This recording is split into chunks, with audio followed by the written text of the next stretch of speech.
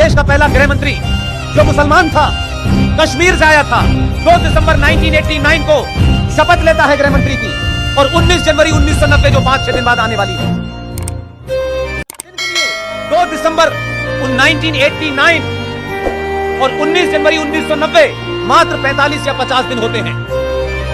वो जिहादी, वो इस्लामिक आतंकवादी, भारत का पहला गृह मंत्री, मक्कार, उस आदमी ने उसकी देखरेख के अंदर उसके राज्य से 5.5 लाख कश्मीरी हिंदू पंडितों को उनके धर्म, उनके वेद, उनके बिलीफ के नाम पर पूरे जम्मू कश्मीर से मार के, काट के, रेप करके भगा दिया।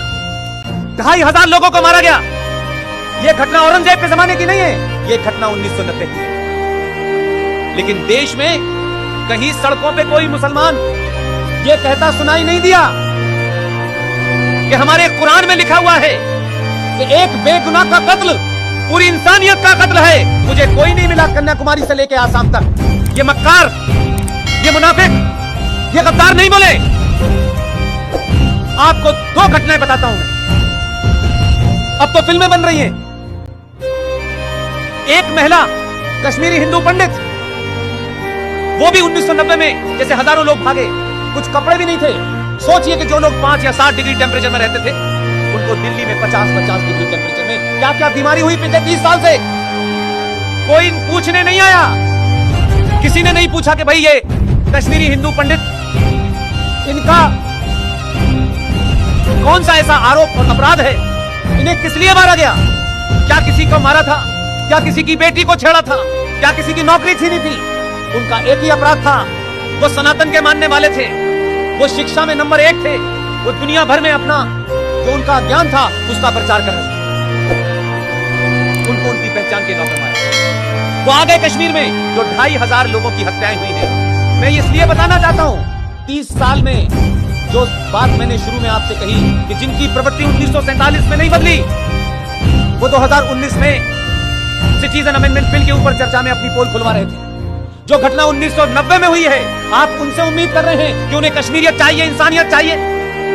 आप चाहते हैं कि वो आपकी बात मानेंगे, आप चाहते हैं वो भारत की बात मानेंगे। एक घटना से इतनी बड़ी घटना हुई, मैं उनको भी दरकिनार करता हूं। एक कश्मीरी हिंदू पंडित महिला, वो कैसे भाग करके वहां से आई। कुछ दिनों बाद उसके जो कलीग थे, साथी एम्प्लॉय थे, जो उसके साथ काम करते थे, उन्होंने फोन किया और कहा कि अब सब ठीक हो गया है। प्रदीप भाई कहा सब ठीक हो गया है, तुम आ जाओ, तुम अपने पिछले इतने समय की जो तनख्वाह है वो भी ले लो।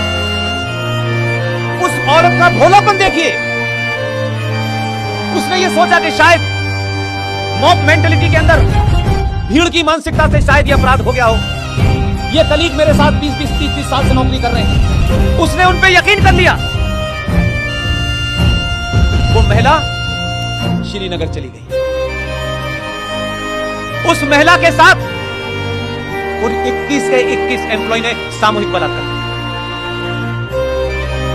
और बात यहीं तक नहीं रुकती। सामूहिक बलात्कार करने के बाद उस महिला के सारे कपड़े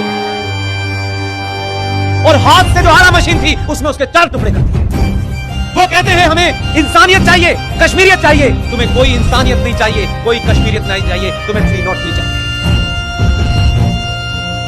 ये देश में ऐसे लोग रह रहे हैं, सत्ता पे काबिज हैं, संसद में बैठे हुए हैं, आपके कानून बनाने वाली मशीनरी के साथ जुड़े हुए हैं।